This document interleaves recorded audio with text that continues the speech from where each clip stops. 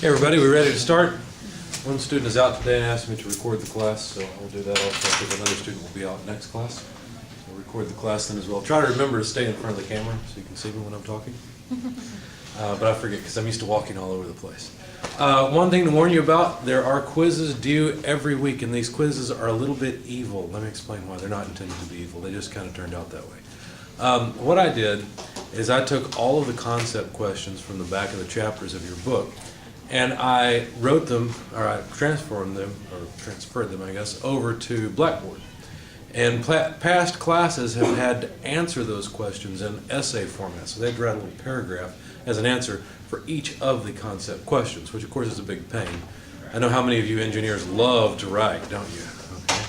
So what I noticed, and I suspected this, but what I noticed is that students frequently had the same misunderstanding. So one group of students misunderstood the problem a certain way or misunderstood the principles behind how to answer the problem a certain way. There were about 3 to 4 different wrong solutions to the problem.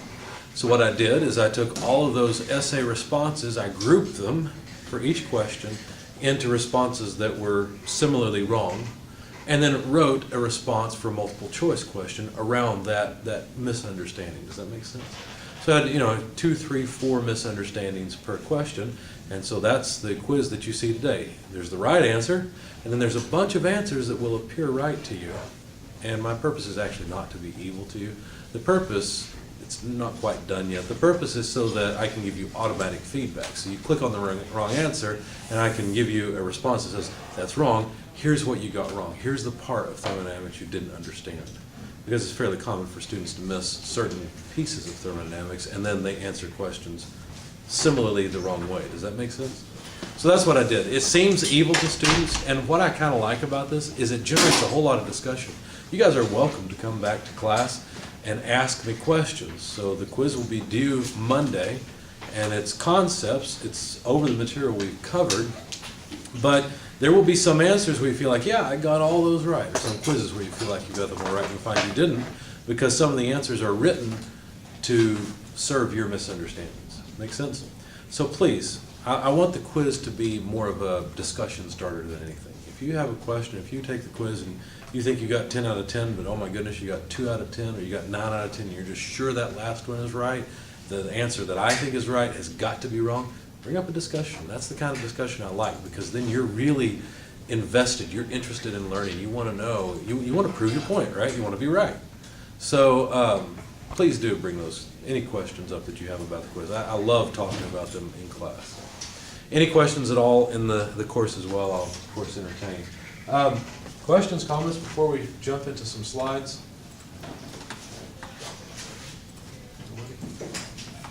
All right.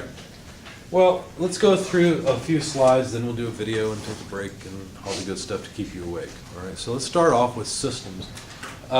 We have to determine what section we want to study. We're not going to study the whole universe, at least not most of the time. We're going to study small parts of it. Okay, so we have to define a system.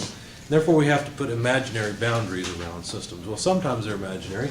Sometimes there are real boundaries. If you think about the gases above a piston in the engine of your car, as long as the valves are closed and the piston is reasonably well sealed, you can consider those gases as a system that actually have real boundaries all the way around it. Does that make sense? They're real hard surfaces that the gases cannot go through. And those real surfaces define the system boundary that we're studying. Now, some of those boundaries are fixed. If you look at the cylinder walls around the piston, those are relatively fixed boundaries. Obviously, they probably move a little bit due to the pressure fluctuations of the cylinder, but not enough to really worry about. Thank goodness, or our cars wouldn't work. Unfortunately, cars are not made out of rubber. They're made out of steel, so they don't move a whole lot. Okay? So ideally, those boundaries are fixed. Some of the boundaries inside of the cylinder are moving. Think of the piston moving down. I'm not talking about the valves opening. I'm talking about the piston itself moving down or up. That is a boundary of the system that is movable. Okay? There can be imaginary boundaries. It's possible to make an imaginary boundary. Imagine that I want to study what's happening with my lungs, and so I think about the air that I exhale, and I put an imaginary boundary around that air as it comes out of my mouth to study it.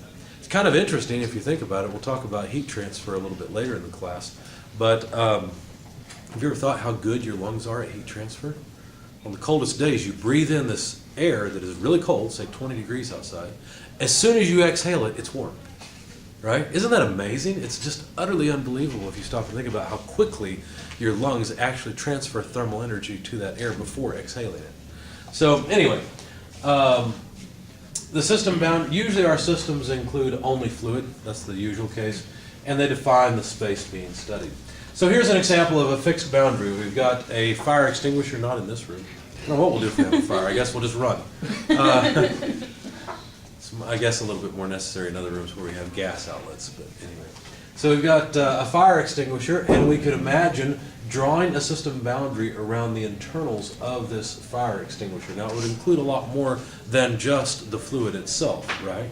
So we could potentially imagine a system where instead of having a fixed boundary around the entire system, the entire interior of this fire extinguisher, we can imagine a system that only encompasses the chemical that's being used to fight the fire.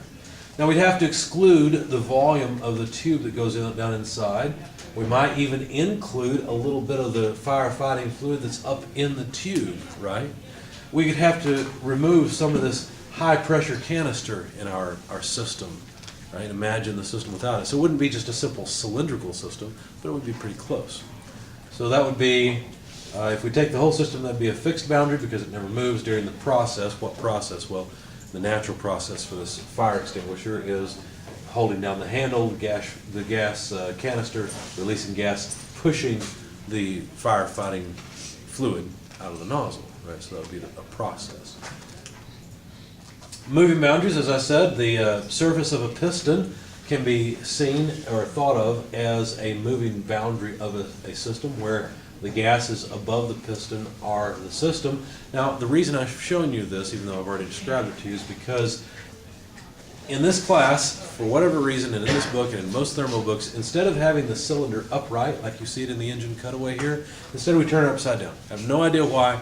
That's just the way it's always been. That's the way I'm in the habit of drawing. So this is the top of the piston, whereas this is the top of the piston. So imagine a connecting rod connected up here and you're pushing down or it's pushing away, okay? So this gas or fluid, and I don't mean gasoline. When I say gas, I don't mean gasoline. I mean something that's in the vapor phase. Air can be gas, right? Sorry, hit the wrong button.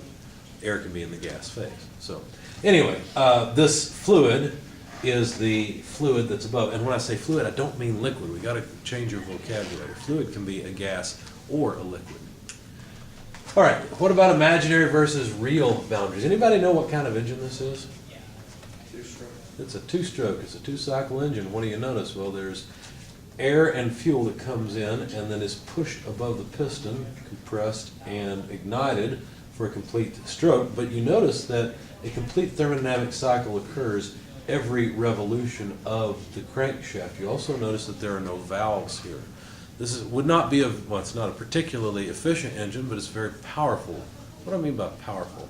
What I really mean is it outputs a decent amount of energy per time, that's power, in a small volume. That's why my chainsaw, I finally broke down. It was about, probably 8-9 years ago. I broke down, I spent the money on a steel. You know what a steel is? A steel chainsaw? If you ever get tired of your arm being sore from yanking on your chainsaw because it won't start, go get a steel. You'd much rather have the steel than the $600 or so that you pay for the saw. Okay, you'll never look back. I love this saw because you follow the instructions, the thing starts every time and runs great. Now, it's actually a 5 horsepower saw. It's a Farm Boss. It's a 310 MS, I think. I don't remember now. The only problem I really have with it is I have to replace the chain frequently, and the reason I have to replace the chain is because it stretches so much. That's not because I don't oil the chain. It's got an automatic oiler. The problem is I've got a lot of locust on my property, and it's that I'm usually cutting, and that pulls hard on the chain and ends up stretching it and causing heating effects and things. So, yeah, anyway. So this chainsaw has a 5 horsepower engine, and the thing's not very big. I mean, you can't make a chainsaw huge because then you can't wield it around, right? It's difficult, it's too heavy, and I'm just not that burly of a person. So it's a very light, compact engine, yet it has the strength to easily power a go-kart. I mean, think of that. And you could. Some people do take chainsaw engines and small engines, 2-cycle engines, and put them on go-karts to power a go-kart. And a similar 4-stroke engine that generates 5 horsepower is a much larger engine, probably about probably 3 or 4 times the size. Why is it that you get so much power out of such a small volume? Well, there's several tricks. One of the tricks is to undersize the material around the cylinder and to reduce as much of that. Also, you're losing the camshaft and the valves. That's a big part of it. But the real key is that every cycle or every rotation of the crankshaft has power stroke in it. Okay, so it's like, whereas with a regular engine, the auto cycle, it takes 2 revolutions of the crankshaft per power stroke. So it's like you've doubled the capacity of the engine immediately just because there's a power stroke every time. Now with that, with great power comes great inefficiency, I think. Let's coin a new phrase here. So what does that mean? Well, that means that, see what's going on here? We got air coming in as the piston moves up. So air is being sucked in along with fuel. But as the piston moves down, there's no guarantee that that air is going to want to go this way. It might want to just go back out the intake, right? Not only that, but look at the exhaust gases. The exhaust gases start flowing out there while intake is coming in, that's fresh fuel and air. There's going to be some mixing there, obviously, right? It's not going to be perfect clearing of the waste gases. Not only that, but the waste gases really don't have enough time to burn completely because look, instead of having valves, there's an intake and an exhaust port that are simply covered or uncovered by the piston. So, of course, if you do a lot of complicated design and analysis on this with fluid flow, you can hopefully optimize it. And I'm sure Steel and everybody else that makes 2-cycle engines have done that years ago. It's not really so much of a problem anymore. But one of the big tricks to making this more efficient is this muffler system. The way it's set up, if you think about it, this large diameter section here actually represents a decent amount of mass. What do you have to do to mass to get it to move? You've got to accelerate it, don't you? Well, that means you have to apply force to it. Well, this little charge here really doesn't have enough force to get all of this to move, so it's kind of like some of this bounces back, is the way you can think about it. And the design of this muffler system, or this exhaust pipe, is critical to making sure that this system is a little more efficient. So, my whole point in talking to you about that is that this system here is actually really interesting and well worth studying. How might you study it? Well, you'd have to draw a system boundary around it. There are some real boundaries that you could certainly consider, but that would just be a revolved shell, basically. The ends are still open. So while these are real boundaries, we could imagine a boundary here and here, or even here and here if we wanted to, so that we could analyze how this system works thermodynamically. Does that make sense? So there can be real and imaginary boundaries. Okay, so we're going to talk about a couple different systems, well, 3 different system types. Isolated. Anybody ever use a thermos to keep coffee hot or some drink cold? How do they work? Any idea? Insulation is one way. Anybody ever use a vacuum thermos? Yeah. Okay. Air. So what they do is they have a container inside of this, and there's some space between the outer wall and the inner wall. If you ever take one apart, what you'll notice is that the inner, well, it used to be, the inner piece was glass, and it actually had a coating, a metallic coating on it. And then the space between that and the outer section was actually a vacuum. The reason for that was to reduce the amount of heat transfer from inside to outside. So ideally, yeah. Wasn't there a question about that last class? There may have been, I don't recall. What was it? What was the one question you wanted us to think The about? freezer? Oh, well, that's putting a refrigerator in a room and opening the door. Oh. That's a little bit different. Here the purpose is just to resist heat transfer. In that case, there's air in the room. Oh. Yeah. But we're still talking about food. I guess it's after lunch, so there's a trend here, right? Okay. All right, so ideally, this system does not transfer any thermal energy with the surroundings. Now, in the real world, of course, there's some heat transfer, but let's say we've minimized it to the point where it's negligible. Also, if the lid is screwed on tight, even if you turn the thing upside down, there won't be any mass transfer of coffee out of the system. Does that make sense? So this is what's called an isolated system because there's no mass or energy transfer across the system boundary. Our system would be just the coffee that's inside of the thermos. Okay? There are closed systems. Does anyone have any idea what this system might be? there's a water heater down here. How are we heating the water? Solar. Solar energy, that's right. In fact, I'm actually not a huge fan of solar panels. I think they're interesting, but why transform energy from the sun into electricity and then change it back into thermal energy to drive a stove? Remember how they did that in the Volkswagen? Why not? You know what I'd rather see, instead of all those solar panels, if it was me, I think I'd want a big magnifying lens, okay? And just cook when the sun's out, right? You can melt concrete with a big lens like that if you really wanted to, right? Because it's a more direct transfer of the energy. It's transformed from sunlight into thermal energy. And part of what you're doing, of course, is concentrated infrared light. But anyway, I have one of my friend's parents actually has a solar system in their home that they've had since like the 70s or something. It works great for them because it's not solar panels. All it does is it adds some extra thermal energy in the wintertime and the moderate seasons where the heating load's not very high.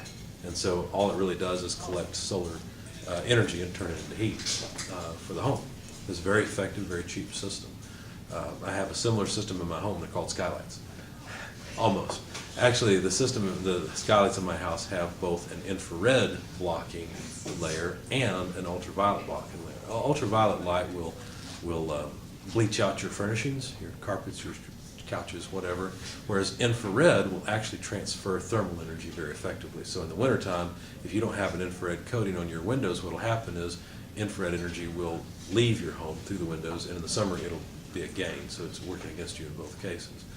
Now, unfortunately, all of my windows are old and they don't have an infrared coating on them, but I'm thinking about putting some film on them but we'll talk about heat transfer later. Anyway, so this is a closed system where the water is pumped up to a solar collector so that its temperature increases, and then that water comes down, and instead of mixing with the water in the tank, there's actually a heat exchanger in the tank. It's a big coil of tubing basically, and then it comes back out. You see, you wouldn't want this water to mix with the water in the tank. There's a good reason for that. What do you think is going to happen in the wintertime when the sun's not shining to that water in the collector? Freeze.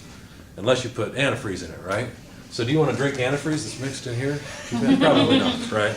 So because of the necessity of having antifreeze in this part of the system, you want to keep it separate from the domestic hot water, the potable water in the tank. You may or may not drink hot water, but you might, so it's important to keep those two separate. But this is an example of a closed system. At least this part is. Think about it. The tank is not, right? There is mass flowing through the tank and energy as well, right? I mean, ideally the water heater tank doesn't transfer energy via heat transfer or work transfer, as a matter of fact. But in reality it does leak heat, right? That's why there's insulation around it. And you think that insulation is perfect? Of course not.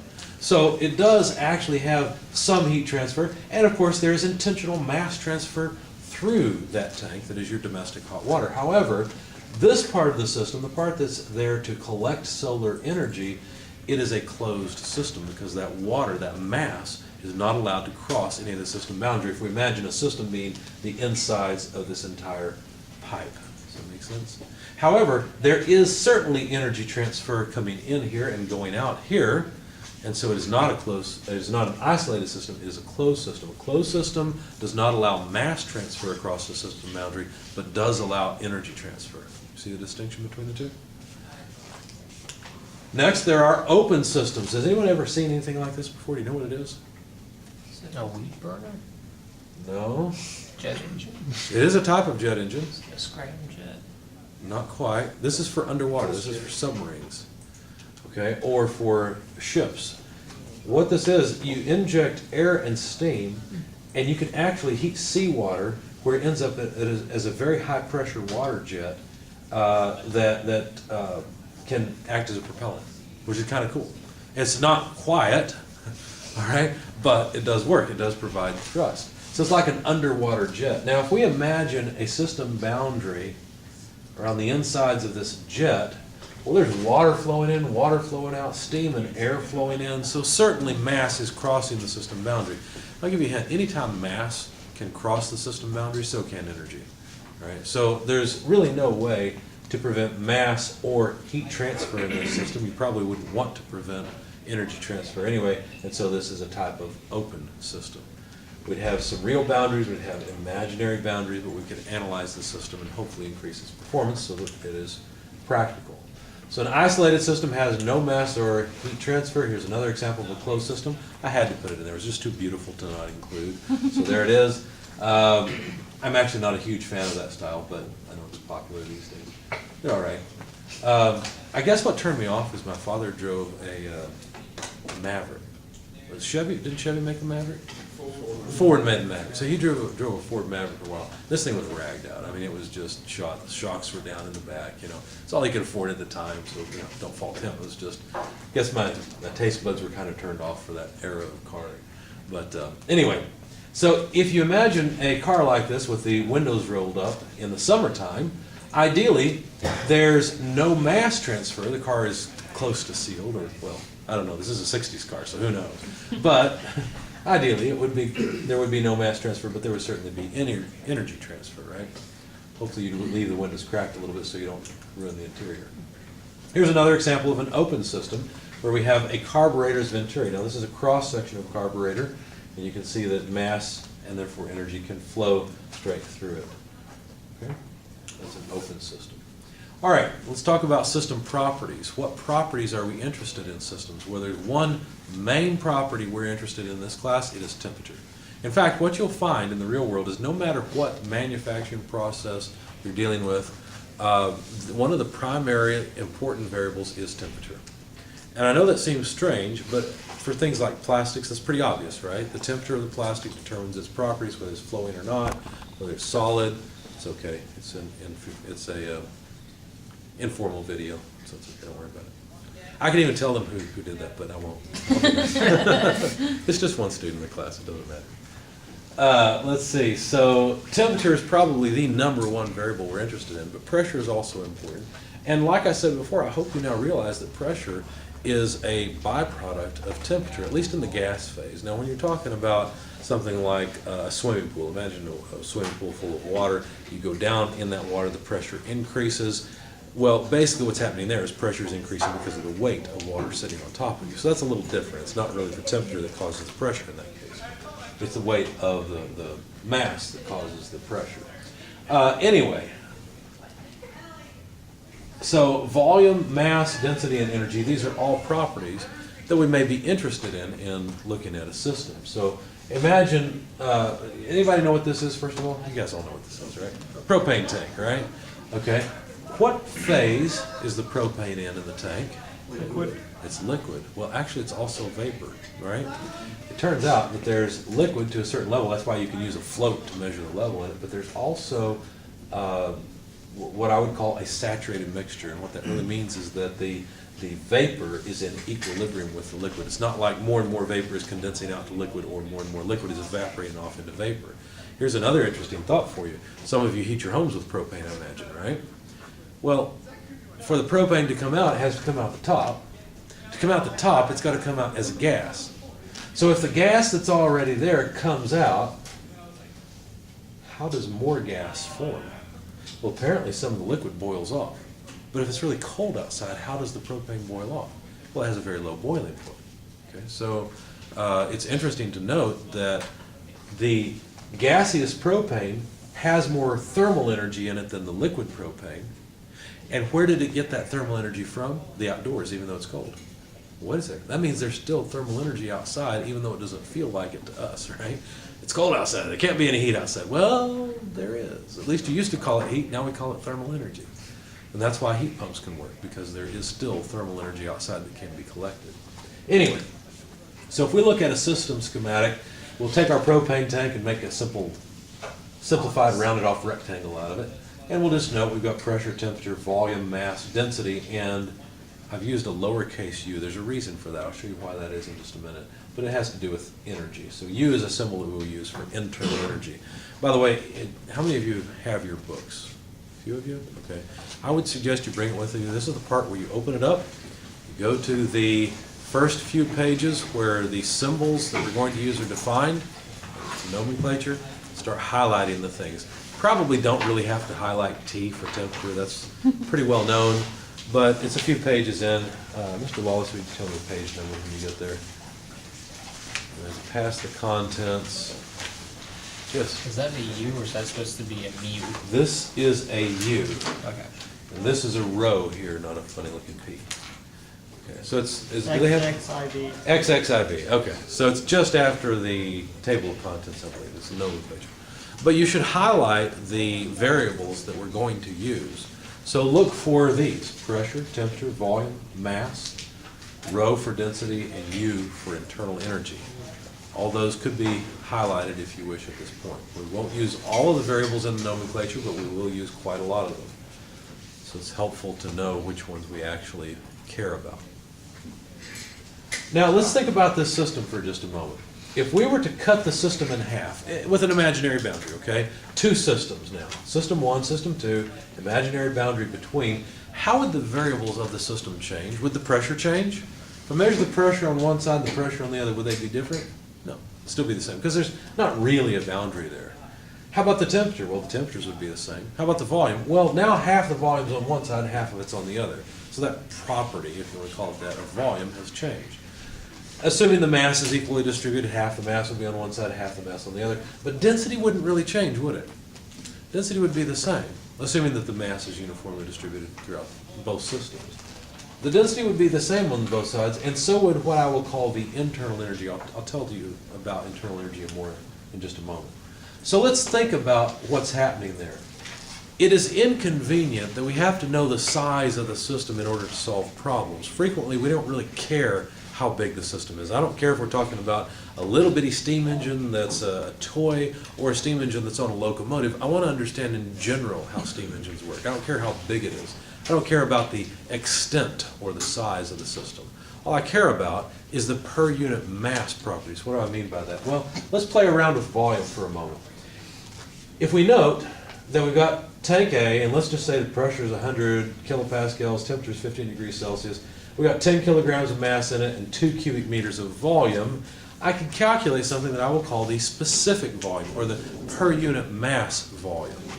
Because look, I could take the total volume in the tank, 2 cubic meters, divide it by the mass in the tank, 10 kilograms, and get 0.2 cubic meters per kilogram. Then if I imagine cutting that tank in half so that now it's gas tank B, and I don't mean cutting it and separating it, I mean just dividing it in my mind, well then half the volume's on one side, half the volume's on the other side, half the mass is on one side, half the mass is on the other side. However, if I take the volume of one half of this system, which is 1, and the mass, which is 5 kilograms, divide them, I still get 0.2 cubic meters per kilogram. Now this is not really such a surprise, because think about it. I've got cubic meters per kilogram. What do you have when you have kilograms per cubic meter, or mass per volume? That is called? Density, right? We already said the density would be the same, even if we imagine a boundary between the two, right? So really what we've done here is we've said, hey, guess what? There's the inverse of density. We're just going to call it specific volume. It turns out we will use specific volume much more frequently than we use density in this class. And the reason is because it's more useful. Also, it's a per unit mass property. So it's a specific or an intensive property. Notice, it doesn't depend on how big the system is. It doesn't matter if I imagine a little bitty system over here in the corner that's really small and doesn't have most of the volume, there will still be the same volume to mass ratio. So the amount of space that 1 kilogram will take up is still the same. The number of cubic meters per 1 kilogram will still be the same. And that makes these properties more useful. So these are specific properties or intensive properties. Now we use capital V's, for example, for total volume. We use a lowercase v for specific volume. Okay, and in the context of an example problem, I'll show you how I write that on the board so you can differentiate between capital V's and lowercase v's. By the way, there's a small problem with V's. Look over in the V section of nomenclature. What all do you think V could be used for? Specific volume. Specific volume? Critical specific volume. Critical specific volume. Pseudo reduced volume. Pseudo-reduced specific volume, yeah? Total volume and Total velocity. volume. And velocity. Only 4 or 5 things in there, no problem. Well, I use a script V for velocity, and I'll use a lowercase v with a little arm on it for specific volume, and a capital V for total volume. Okay, it takes a little bit of getting used to, but there's several V's running around in this class, and you have to know which one we're talking about. All right, so not only could we deal with specific volume this way, we could deal with any property that is an extensive property. We can simply divide it per the total amount of mass in the system, and voila, we have a specific or an intensive property, a property that does not depend on the extent of the system. All right, so if we think about the, let's say this is a block that's